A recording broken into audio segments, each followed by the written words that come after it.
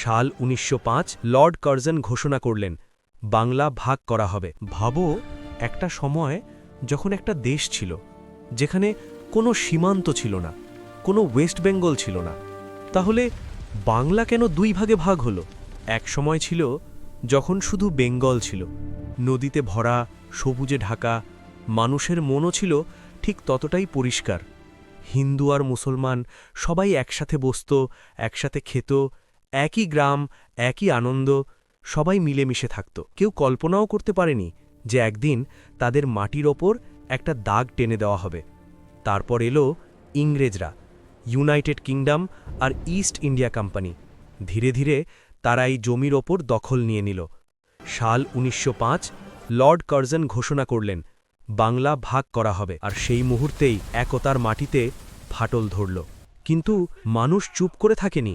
হাজার হাজার মানুষ রাস্তায় নেমে পড়ল।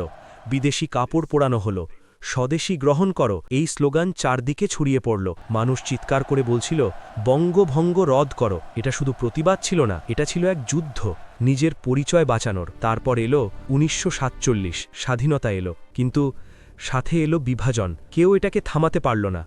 বাংলা আবার ভাগ হয়ে গেল, ওয়েস্ট বেঙ্গল আর ইস্ট পাকিস্তান, আর পরে সেটাই হলো বাংলাদেশ। এটা শুধু মানচিত্রের বিভাজন ছিল না, এটা ছিল মানুষের হৃদয়ের বিভাজন। লক্ষ লক্ষ মানুষ ঘর ছাড়া হয়ে গেল, কেউ মা হারালো, কেউ বন্ধুকে। এক মুহূর্তেই সবকিছু বদলে গেল। আজকের ওয়েস্ট বেঙ্গল সেই ইতিহাসের সাক্ষী, সংগ্রাম, কষ্ট আর স্মৃতির। কারণ বাংলা শুধু একটা জায়গা নয়, এটা একটা অনুভূতি। যদি এই গল্পটা তোমার হৃদয় ছুঁয়ে যায়, তাহলে ভিডিওটা লাইক করো, আর এমনই ইতিহাসের সত্যি গল্প শোনার জন্য সাবস্ক্রাইব করতে ভুলো না।